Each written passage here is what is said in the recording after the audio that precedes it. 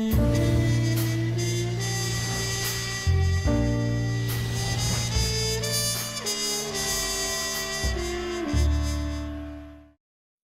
Eddie Muller. Welcome to Noir Alley, which right now is bar 355 in Oakland, California.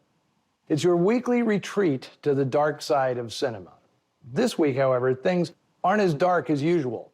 I've got a widescreen, full-color adventure that takes place mostly in the great outdoors.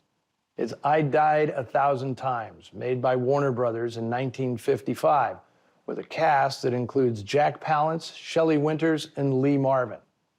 Warner Brothers knew how to fully exploit its intellectual property, even back in the day. This is a remake of 1941's outlaw saga, High Sierra, starring Ida Lupino and Humphrey Bogart, the film that helped elevate Bogart to leading man status. Warner's maintained the rights to W.R. Burnett's source novel and used it again in 1949 as the basis for Colorado Territory, a Western with Joel McCrea and Virginia Mayo. Both films were directed by Raoul Walsh, one of the rare times a director remade one of his own pictures, albeit in a different genre. By 1955, with sales of television sets exploding across America, the studio went to the well once more, with the added allure of CinemaScope and Warner Color. Burnett was hired to write the screenplay for this version. John Huston and John Twist had previously done the honors, but I'm not sure it was the best idea. Burnett may have felt like he needed to justify getting paid again, so he filled out the script the way CinemaScope filled out the frame. The story always had an undercurrent of melodrama running under its caper plot, and this time around, the extended romantic angles and comedic bits tend to drain some of the story's momentum. The project was tailored for rising star Jack Palance, a new version of the tight-lipped tough guys who ruled the roost at Warner's in the 30s.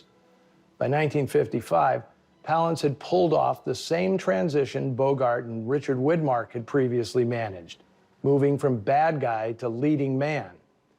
Having understudied Marlon Brando in Elia Kazan's Broadway production of A Streetcar Named Desire, Palance was given his first movie role by Kazan, playing a plague-carrying crook in 1951's Panic in the Streets. The actor's hard face and menacing voice led to a series of villainous roles, two of which, Sudden Fear and Shane, earned him supporting actor Oscar nominations. You wouldn't think a guy who played Jack the Ripper in 1953's Man in the Attic, then followed it the next year playing Attila the Hun in Sign of the Pagan, would be good leading man material. But if the character of Mad Dog Roy Earl could make Bogart a romantic anti-hero, maybe it could also turn the trick for Jack Palance. Opposite him, in the role made famous by Ida Lupino, is Shelley Winters. When she was called to Warner's to negotiate this picture, her agent kicked her under the table for asking why they'd bother to remake a classic. 1955 was a big year for Shelley. She made 5 features, including The Night of the Hunter and The Big Knife, a verbose Clifford Odets drama in which Palance, having quite a year himself, played a Hollywood star in career crisis. Taking over for Raoul Walsh as director was Stuart Heisler, a former editor with enough craft to always bring home a good show, but not enough style to really make subpar material come to life. For that, he needed a good supporting cast. He's got Lee Marvin and Earl Holliman as feuding members of Palance's gang, Laurie Nelson slipping into Joan Leslie's special shoes as Roy Earl's unrequited love, and Lon Chaney Jr. as the gangster masterminding the knockover of a Palm Springs resort. In addition, there are plenty of bit parts played by up-and-coming stars I'm sure you'll recognize.